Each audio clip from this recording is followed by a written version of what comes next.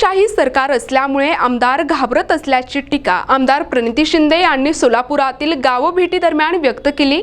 सोलापूर जिल्ह्यात विरोधी पक्षाची मी एकमेव आमदार आहे। सध्या सोलापूर लोकसभेसाठी भाजपकडून मी असल्याच्या अफवा पसरवत आहेत। मात्र माझ्या रक्तातच काँग्रेस आहे। मी संविधानावर विश्वास ठेवते, म्हणूनच मी काँग्रेसमध्ये आहे, असे म्हणत आमदार प्रणिती शिंदे यांनी भाजपला टोला लगावला आहे। सोलापूर जिल्ह्यात विरोधी पक्षाची मी एकमेव आमदार आहे, काँग्रेसची आमदार, बाकी सगळे भाजपचे आमदार सत्ताधाऱ्यांच्या विरोधात बोलत नाही। म्हणजे तुमची बाजू संसदेत किंवा विधानसभेत मांडणार कोण? कारण का ते घाबरतात, हुकुमशाही सरकार आहे। पण लोकांची बाजू विधानसभेमध्ये मांडायला राहिलाय कोण? तर सगळे भाजपमध्ये आहेत। आणि माझ्या नावाने पण अफवा पसरवतात की मी पण जाणार, पण माझ्या रक्तात काँग्रेस आहे।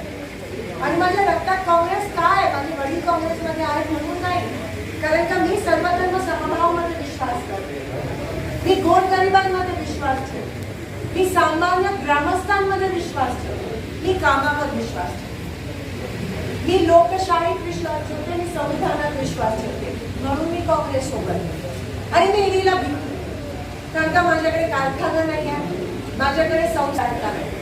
नशीब शिंदे सारख्या त्या ह्याच्यात पडले नाही, म्हणून मला ईडीची काय भीती? मी दिल खुलासपणे बोलणार बीजेपीच्या विरोधात आणि मोदींच्या विरोधात। आणि का नाही बोलावं? की मी ज्या पद्धतीत तुमचा विश्वासघात केलाय, गेले 10 वर्ष तुमच्या बरोबर खेळले की आम्ही हे करू, 15ला जमा झाले वाटत तुमच्या खात्यात। दादा तुमच्या खात्यात जमा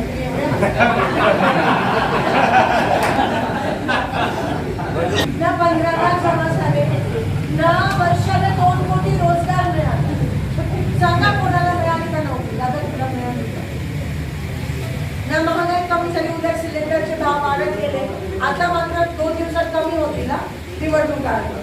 परत अशी खेळी किती खेळताय तुमच्यासोबत? अजून किती विश्वास? काय दादा तुम्ही खूपच असते, तुमच्या याच्या 30 लाख जमा झाले, अजून किती विश्वासघात करणार आपल्या